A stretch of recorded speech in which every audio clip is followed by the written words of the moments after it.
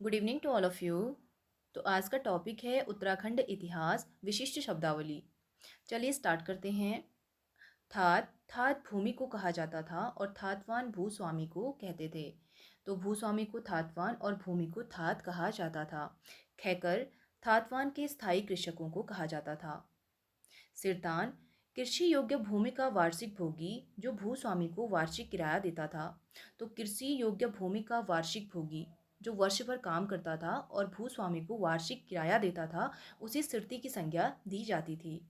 कमीण सयाना या बूढ़ा गांव में राजस्व एकत्र का काम। तो गांव में राजस्व एकत्र का काम जिसे दक्षिण गढ़वाल में कमीण, उत्तर गढ़वाल में सयाना और भोटिया बूढ़ा या थोकदार कहते थे।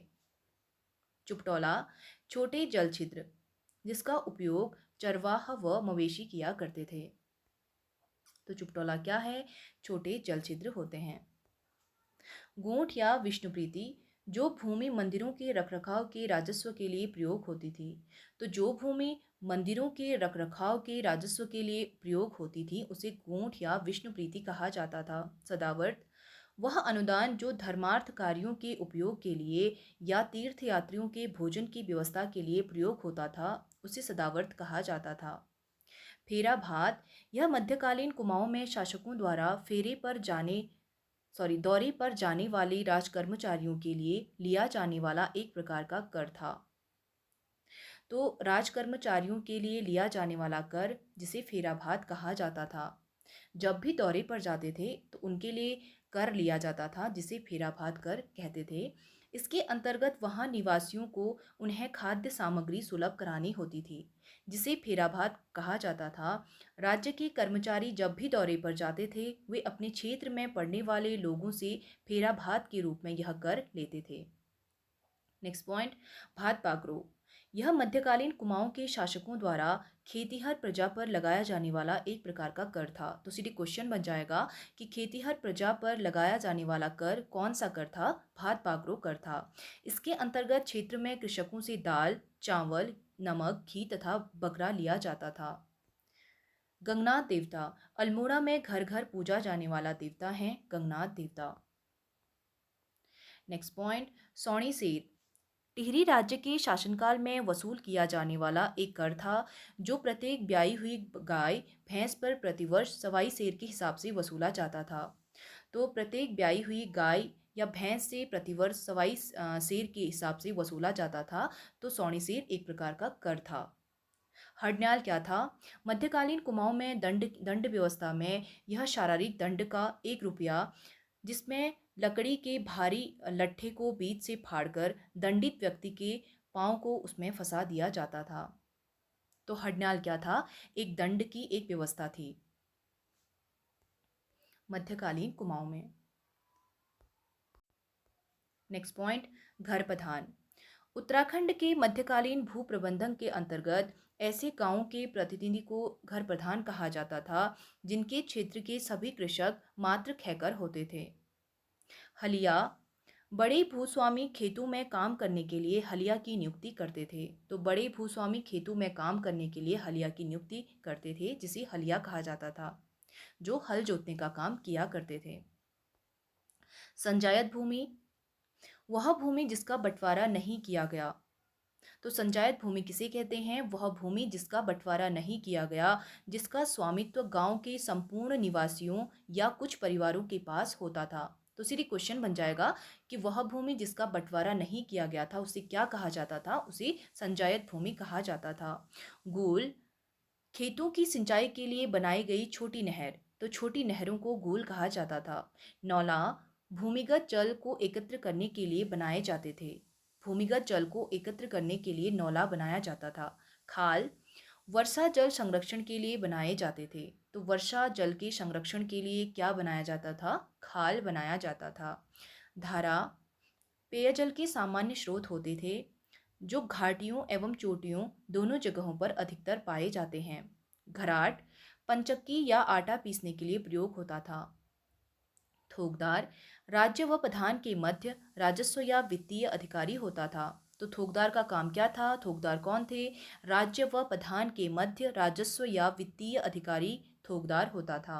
बेनाम भूमि वेस्टलैंड जिसमें गांव का स्वामित्व होता था। तो वेस्टलैंड जिसमें गांव का स्वामित्व होता था उसे बेनाम भूमि कहा जाता था। केसरी हिंद भूमि, बंजर भूमि या जहां कभी खेती ना की गई हो, इसका स्वामित्व राज्य सरकार को प्राप्त होता था। इंपॉर्टेंट क्वेश्चन बन जाएगा, बंजर भूमि या जहां पर कभी खेती ना की गई हो, इसका स्वामित्व राज्य सरकार को प्राप्त होता था। इसे क्या कहते थे? इसे केसरी हिंद भूमि कहा जाता था। अट्टा सट्टा विवाह का एक प्रकार होता था। तो अट्टा सट्टा क्या है? अट्टा सट्टा विवाह का एक प्रकार होता है। अणवाल, धारचूला में पशुओं की रक्षा करने वाली जनजाति। अणवाल किसे कहते हैं? धारचूला में पशुओं की रक्षा करने वाली जनजाति को अणवाल कहा जाता है। कुंडाखार प्रथा, भोटिया व्यापार की गमैया पद्धति को कहते थे। तो भोटिया लोग व्यापार के लिए एक गमैया पद्धति का इस्तेमाल करते थे जिसे कुंडाखार प्रथा कहा जाता था। कोटाल, ग्राम प्रधान के अधीन एक कर्मचारी होता है। तो कोटाल क्या है? ग्राम प्रधान के अधीन एक कर्मचारी होता था। खसरा या खतौनी, जमीन संबंधी लेखा जोखा को कहते थे। तो जमीन संबंधी लेखा जोखा को खसरा या खतौनी कहते थे। खील क्या है? बंजर भूमि के लिए कहते थे। तो बंजर भूमि को खील कहा जाता था। गेंडागर्दी, चंद शासक देवीचंद के समयकाल को कहते थे। इंपॉर्टेंट बन जाएगा कि चंद शासक देवीचंद के समयकाल को क्या कहा जाता था? गेंडागर्दी कहा जाता था। चंपूली, शौका जनजाति का लोक नृत्य है। तो चंपूली क्या था? शौका जनजाति का लोक नृत्य था। जरीब, ब्रिटिश काल में विकेट द्वारा भूमि मापक के लिए प्रयुक्त छड़।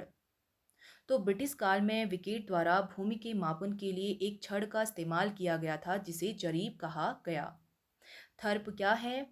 कत्यूरी काल में शासकों के प्रशासनिक भवन। शासकों के प्रशासनिक भवन को कत्यूरी काल में थर्प कहा जाता था। पटरंग वाली प्रथा, रेशम रंगने की झूठी प्रथा इंद्रचंद के समय।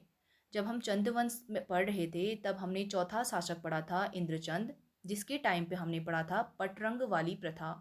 तो रेशम रंगने के लिए झूठी प्रथा चलाई जाती थी, उसे कहा जाता था पटरंग वाली प्रथा। बिरुदावली, इसका अर्थ उपाधि से होता था। तो बिरुदावली क्या है? बिरुदावली एक उपाधि था। नेक्स्ट पॉइंट, ठाकर, प्राचीन काल में यातायात के साधन न होने के कारण पर्वतीय क्षेत्र के निवासी पैदल चलकर मंडियों से व्यापार करने को ढाकर कहते थे। तो पैदल चलकर मंडियों से व्यापार करने को ढाकर कहा जाता था। 8 कर, युद्ध संबंधी कर जो सेना ठहरने नामक स्थान में लिया जाता था। तो युद्ध संबंधी कर था जो कि सेना के ठहरने के लिए लिया जाता था। तो 8 कर क्या है? युद्ध संबंधी कर है। अठवाड़, बलि पूजा का एक रूप होता था। तो अठवाड़ क्या है? बलि पूजा का एक रूप था। ढंढक, शासक के प्रति जनता का विरोध करने का तरीका। तो अगर शासक के विरुद्ध जनता अगर कोई विद्रोह करती है, विरोध करती है, तो उसे ढंढक कहा जाता था। चट्टी क्या था? उत्तराखंड में प्राचीन समय में यात्रा पथ पर बने विश्रमालय यानी कि विश्राम करने के लिए जो घर बनाए जाते थे उन्हें चट्टी कहा जाता था। जैसे यमुनोत्री में हनुमान चट्टी आदि बहुत सारी चट्टियों का मतलब इस्तेमाल करते थे, चट्टियाँ बनाई जाती थी जो कि विश्रामालय होते थे, विश्राम कक्ष। साझी व्यवस्था, भाबर क्षेत्र में अधेल व तिहाड़ी पर खेती को कहते थे। तो भाबर क्षेत्र में अधेल व तिहाड़ी पर खेती को साझी व्यवस्था कहा जाता था। विसौदी क्या है? एक प्रकार का बेगार कर था। तो विसौदी एक प्रकार का बेगार कर था। गजार या सिमार किसे कहते हैं? पहाड़ में उस भूमि को कहा जाता है जहाँ प्राकृतिक स्रोत से लगातार पानी रिसता है। तो पहाड़ की उस भूमि को गजार या सिमार कहा जाता है जहाँ से प्राकृतिक स्रोत से लगातार पानी रिसता रहता है, उसे गजार या सिमार कहा जाता है। तो ये पोर्शन हमारे लिए बहुत इंपॉर्टेंट था, इसको आप अच्छे से लर्न कीजिएगा। नेक्स्ट, अन्न भंडार व माप की पद्धतियाँ। तामी, यह मध्यकालीन उत्तराखंड के एक अन्न मापक पात्र था। तो तामी क्या था? मध्यकालीन उत्तराखंड का एक अन्न मापक पात्र था। तदनानुसार 2 तामी का एक माणा या सेर, 2 माणे का एक कुड़ी, 2 कुड़ी का एक पाथा, 16 पाथे का एक दोण होता था। तो सीधे क्वेश्चन बन जाएगा कि तामी क्या है? तामी एक अन्न मापक पात्र था। पाथा, यह गढ़वाल में अन्न मापने का एक परिमाण होता था। तो पाथा भी अन्न मापने का एक परिमाण होता था और तामी भी अन्न मापक पात्र होता था। डलोना या डलोण क्या है? यह प्रायः रिंगाल से बनाया जाता था, जिन्हें अन्न मापक के रूप में प्रयुक्त किया जाता था। तो डलोना या डलोण क्या है? यह भी अन्न मापक एक पात्र होता था। दोण या दोण क्या है? यह उत्तराखंड में प्रचलित एक अन्न मापक पात्र है। तो सीधी क्वेश्चन बन सकता है कि उत्तराखंड में निम्नलिखित में से कौन सा अन्न मापक पात्र नहीं है? तो हमें इसलिए याद करना है कि तामी, पाथा, डलोणा या डलोण, दोण या दोण यह प्रचलित है हमारे उत्तराखंड में अन्न मापक पात्र के रूप में। ढकोला या ढकुला, यह गढ़वाल में खाद्यान्न बीज संग्रह के लिए प्रयोग किया जाता था। इंपॉर्टेंट बन जाएगा कि गढ़वाल में खाद्यान्न बीज संग्रह के लिए ढकोला या ढकुला का प्रयोग किया जाता था। यह प्रायः रिंगाल से बनाया जाता था। कोंडा या फिर क्वंडा, यह गढ़वाल में खाद्यान्न संग्रह करने हेतु उपयोग में लाया जाता था। तो ढकोला और ढकुला भी हमने अभी पढ़ा था कि खाद्यान्न बीज संग्रह के लिए प्रयोग करते थे, और कोंडा या फिर क्वंडा को भी खाद्यान्न संग्रह के लिए इस्तेमाल किया करते थे। कोंडा या क्वंडा में 16 डलोणा या 8 दोण अन्न रखा जाता था। यह प्रायः रिंगाल से बनाया जाता था। और पिडाई क्या है? इसे अन्न की माप के लिए प्रयुक्त किया जाता था। कोठार, यह लकड़ी से बनी होती है। इसे अनाज संग्रह के लिए प्रयुक्त किया जाता है। इसमें अनाज लंबे समय तक रखने पर भी खराब नहीं होता। तो कोठार क्या है? यह भी अनाज संग्रह के लिए प्रयोग किया जाता है। खलोटी, खलोटी क्या है? यह प्रायः छोटी आकार की होती थी।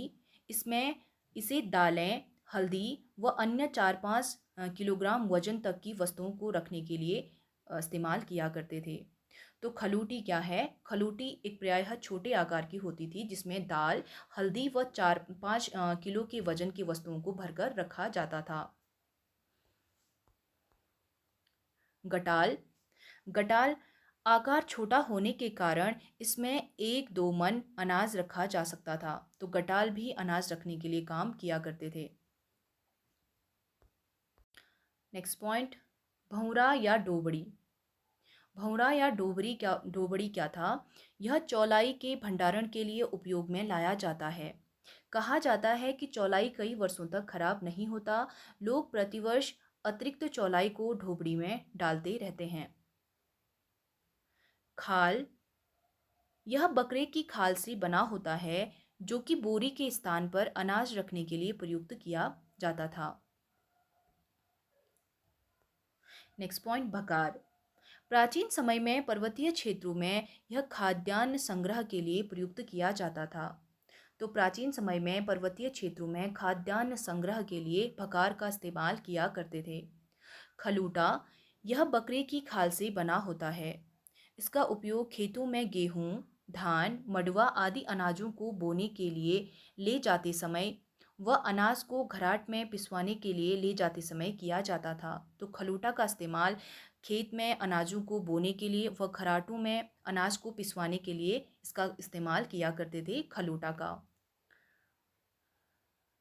मटियावा या छन्नी क्या है? गढ़वाल में गेहूं, जौ, मडुआ, दालें और कुटाई के बाद उनको छानने के लिए प्रयोग किया जाता था। तो गेहूं, जौ, मडुआ, दालों की कुटाई के बाद उन्हें छानने के लिए मटियावा या छन्नी का इस्तेमाल किया करते थे। नेक्स्ट पॉइंट, पंचायत अनाज भंडार की परंपरा। लगभग 9 दशक से पहले उत्तराखंड के कई गांवों में, विशेषकर गढ़वाल में, एक पंचायती अनाज भंडार का प्रयोग किया जाता था, जहां उस समुदाय के लिए अनाज एकत्रित रखा जाता था। तो यह लगभग 9 दशक पहले उत्तराखंड के कई गांवों में इसका प्रयोग किया जाता था। तो ये थे हमारे कुछ उत्तराखंड के अन्न भंडार व माप की पद्धतियाँ। तो आई होप आप सभी को समझ में आया होगा। तो आप इसको एक बार रिवाइज कीजिएगा और कल का टॉपिक हम कल कवर करेंगे।